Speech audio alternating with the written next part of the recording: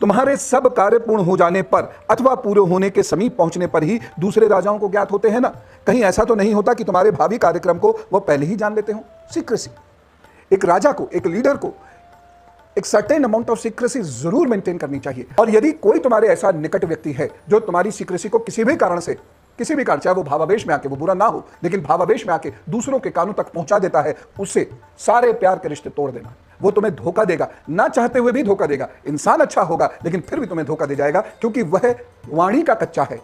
इसलिए आपकी वाणी सुनकर अपनी वाणी से दूसरे के कान भर देगा और दूसरे को आपके बारे में सब कुछ पता चल जाएगा। कितनी बार ऐसा होता है कि शौक में या अच्छे में एक व्यक्ति अपने साथी की बहुत सारी क्रियाओं के बारे में किसी अन्य को खबर कर देते हैं, नतीजा यह निकलता है वो साथी मारा जाता है। इसलिए सीक्रेसी बहुत इंपॉर्टेंट है।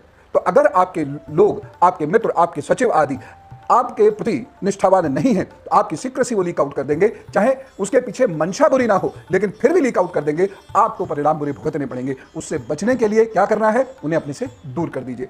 आपके रिश्ते अपनी जगह है लेकिन नायक का लक्ष्य उसके रिश्ते से ऊपर होता है। अगली बात सुनो, क्या तुम सहस्त्रों मूर्खों के बदले एक पंडित को ही अपने पास रखने की इच्छा रखते हो?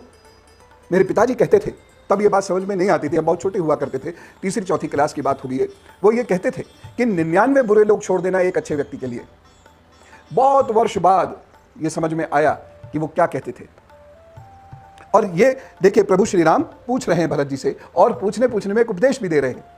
मूर्ख, सहस्त्र मूर्ख छोड़ देना, एक पंडित रख लेना। पंडित का मतलब जाति नहीं है, पंडित का मतलब विद्वान है। तो एक विद्वान सहस्त्र मूर्खों पर भारी पड़ता है। आप सौभाग्यशाली हैं कि यदि आपके जीवन में एक विद्वान व्यक्ति आ जाए तो।